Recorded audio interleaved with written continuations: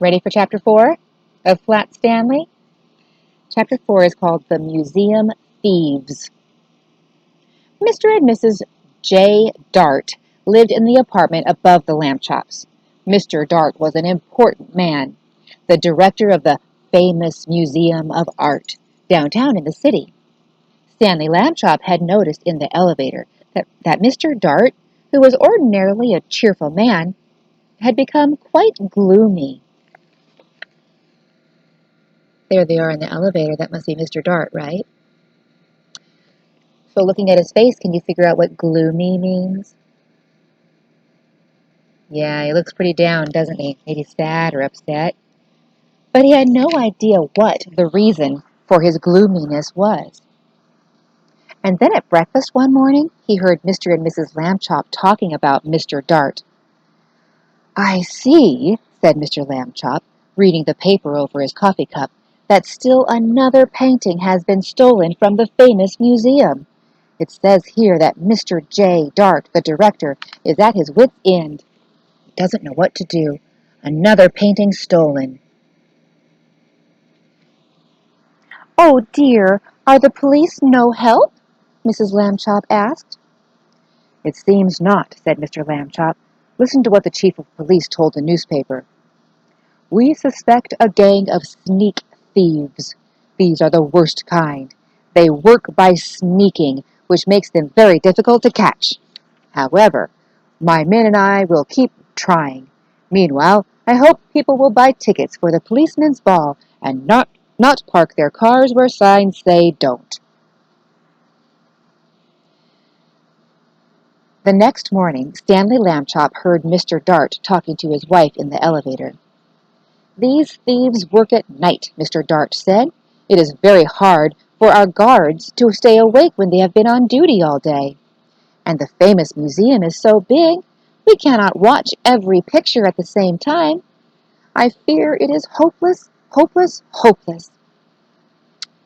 Suddenly, as if an electric light bulb had lit up in the air above his head, giving out little shooting lines of excitement, Stanley Lambchop had an idea. He told it to Mr. Dart.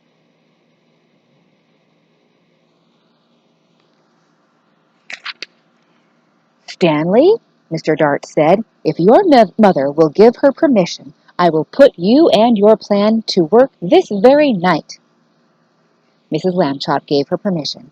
"But you will have to take a long nap this afternoon," she said. I won't have you up till all hours unless you do." That evening, after a long nap, Stanley went with Mr. Dart to the famous museum. Mr. Dart took him into the main hall, where the biggest and most important paintings were hung. He pointed to a huge painting that showed a bearded man wearing a floppy velvet hat, playing a violin, for a lady who lay on a couch.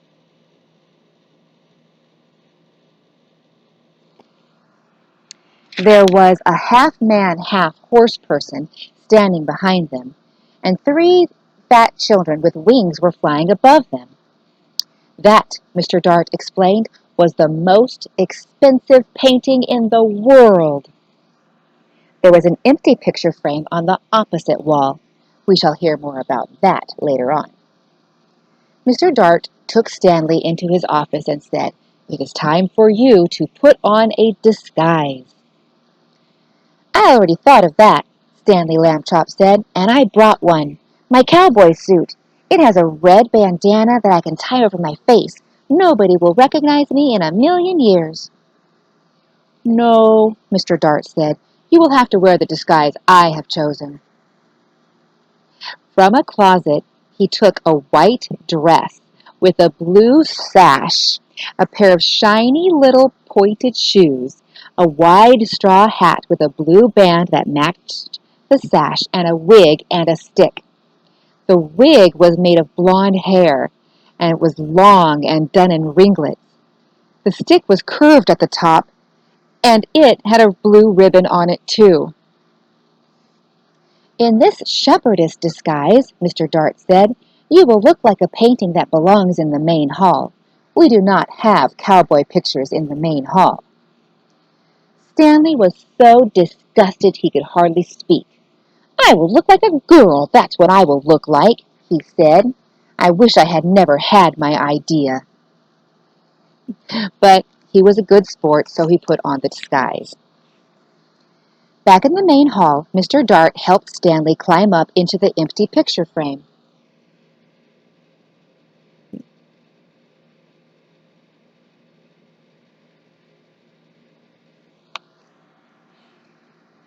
Stanley was able to stay in place because Mr. Dart had cleverly put 4 small spikes in the wall, one for each hand and foot. The frame was a perfect fit. Against the wall, Stanley looked just like a picture. "Except for one thing," Mr. Dart said. "Shepherdesses are supposed to look happy. They smile at their sheep and at the sky. You look fierce, not happy, Stanley." Stanley tried hard to get a faraway look in his eyes and even to smile a little bit. Mr. Dart stood back a few feet and stared at him for a moment. "Well," he said, "it may not be art, but I know what I like." He went off to make sure that certain other parts of Stanley's plan were taken care of, and Stanley was left alone. It was very dark in the main hall. A little bit of moonlight came through the windows, and Stanley could just make out the world's most expensive painting on the opposite wall. He felt as though the bearded man with the violin, and the lady on the couch, and the half-horse person, and the winged children were all waiting, as he was waiting, for something to happen. Time passed, and he got tireder and tireder. Anyone would be tired this late at night, especially if he had to stand in a picture frame balancing on little spikes. Maybe they won't come, Stanley thought. Maybe the thieves won't come at all. The moon went behind a cloud, and then the main hall was pitch dark. It seemed to get quieter, too, with the darkness. There was absolutely no sound at all. Stanley felt the hair on the back of his neck prickle beneath the golden curls of his wig. Creak! The creaking sound came from right out in the middle of the main hall, and even as he heard it, Stanley saw in the same place a tiny yellow glow of light. The creaking came again, and the glow got bigger. A trap door had opened in the floor, and 2 men came up through it into the hall.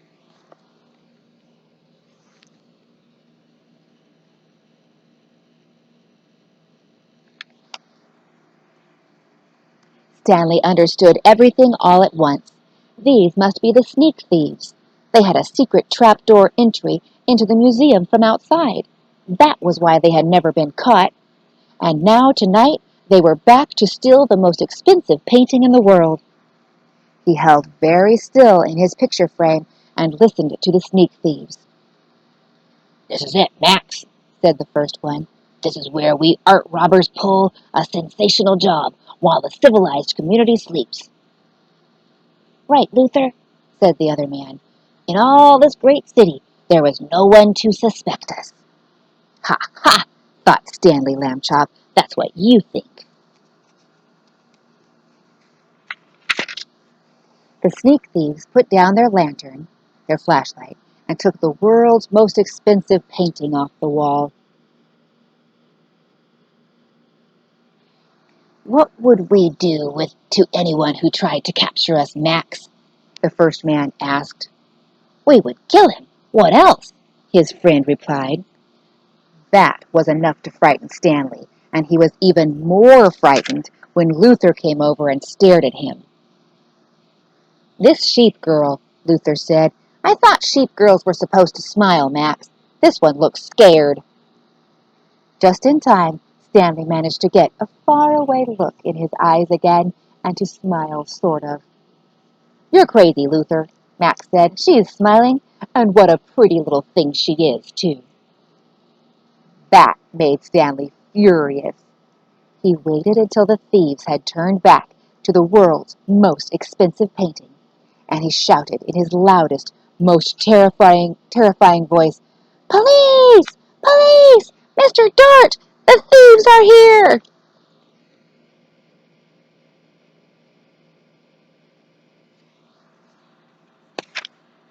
The sneak thieves looked at each other. "Max," said the first one, very quietly, "I think I heard the sheep girl yell." "I think I did too," said Max in a quivery voice. "Oh boy, yelling pictures. We both need a rest." "You'll get a rest, all right," shouted Mr. Dart, rushing in with the chief of police and lots of guards and policemen behind him. "You'll get arrested, that's what."